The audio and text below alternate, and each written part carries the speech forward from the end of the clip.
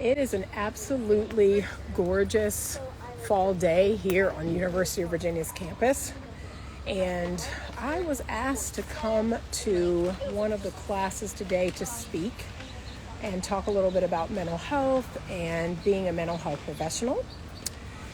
And one of the things I've been thinking about here recently that I just wanted to talk with everyone about is the concept of dating from your value system. And what does that look like? What does it look like to date from your value system? So I've been challenging people to come up with 3 values, 3 things that are super important to them. And that is how you're going to start vetting the people that you are dating. Is, okay, these are my top 3 values, and I am going to look for people who have these top 3 values. So here's a great example.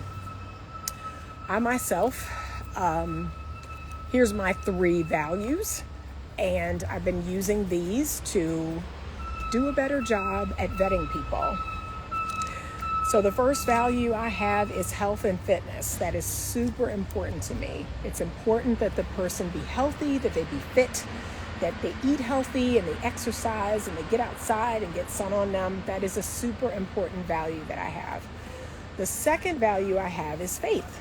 And so that person should know God, love God, be obedient to the way, he wants us to live our lives. That is super, super important to me, is that the person be a person of faith, and specifically Christian.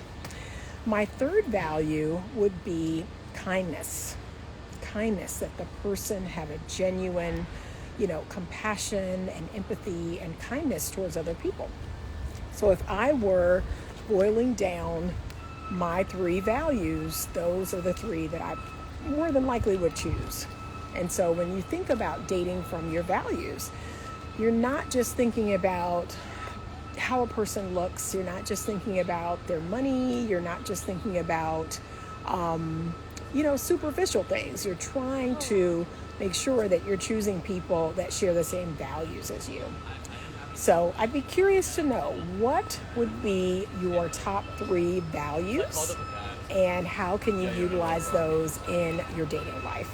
So tell me at the bottom of this video, what are your top 3 values? If you had to boil it down to 3 things, okay? And remember, it is a value. It is not, he has to be 6'3". That's not a value. That's a preference, but it's not a value.